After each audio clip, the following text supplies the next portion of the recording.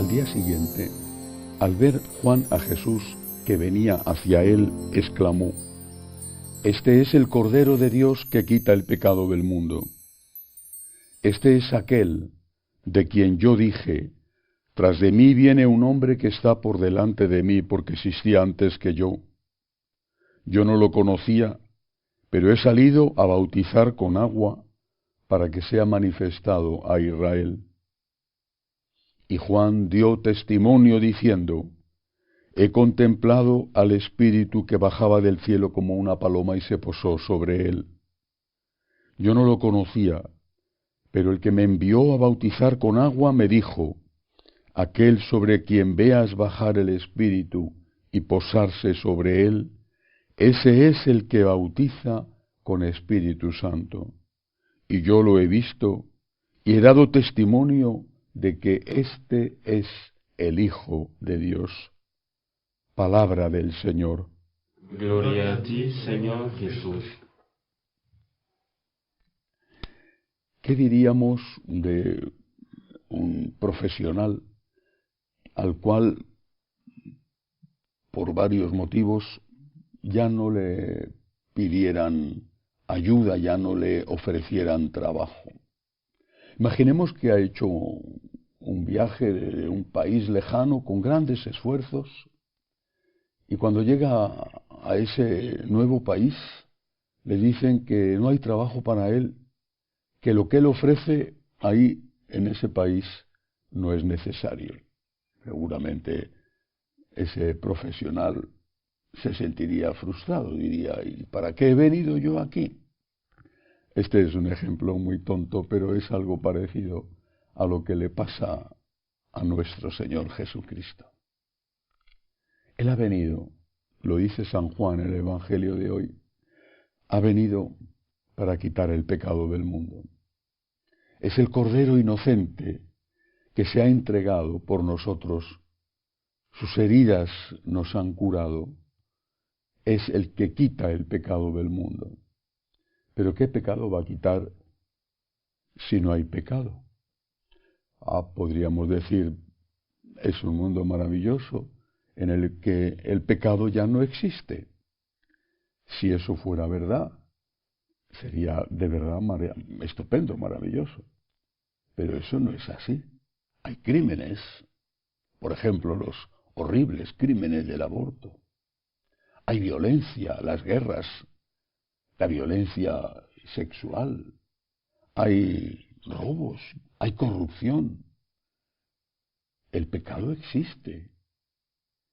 Pero ¿qué pecado puede quitar Cristo si los que cometen los pecados dicen que ya no es un pecado lo que hacen?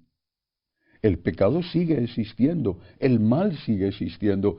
Hay mucha gente sufriendo, y no solo por motivos naturales, la vejez o la enfermedad o un accidente del cual quizá nadie era culpable, sino por culpa de otros hombres que hacen daño. El pecado sigue existiendo, pero lo que hay cada vez menos es sentido del pecado, sentido de culpa. El pecado existe. Hay mucha gente que sufre por culpa del daño que otros le hacen, pero cada vez es más frecuente que esos que hacen el daño, incluso que reciben a su vez el daño de otros, cada vez es más frecuente que no se sientan pecadores y que consideren que lo que hacen no está mal, con lo cual no van a cambiar nunca. Si cambiar es difícil, el primer paso para cambiar es reconocer que estamos obrando mal. Si no somos conscientes de que obramos mal, es imposible que cambiemos. Seguiremos haciendo daño o seguirán haciéndonos daño y ni nosotros corregiremos el daño que hacemos, ni los que nos hacen daño se corregirán. Jesucristo es el Cordero de Dios que ha venido para quitar el pecado del mundo y cada vez tiene menos trabajo. No porque no haya pecado, que cada vez es mayor, sino porque los hombres han decidido que el pecado ya no es pecado, ni que el mal ya no es mal. Pero hay otra palabra aquí, aparece en el Evangelio de hoy, dice, Juan dio testimonio. La palabra testigo tiene otra interpretación. Un testigo en un juicio es el que dice algo que ha visto o que ha escuchado. Pero también la palabra testigo es utilizada en nuestra forma de hablar como sinónimo de la palabra mártir.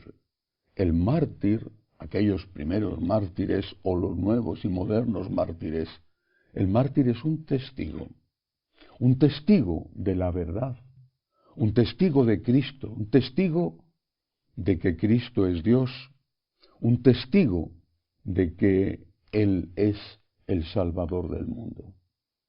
Así que hoy, cuando nos atrevemos a decir, esto está mal, esto es un pecado, esto está mal, con frecuencia nos convertimos en mártires, en testigos de la verdad, en testigos de la luz, pero también con frecuencia nos convertimos en mártires, que quizá no nos cortan la cabeza o no nos echan a los leones de dientes afilados, pero nos echan a los leones de los medios de comunicación, nos insultan, nos acosan, y a veces eso pasa en la propia familia.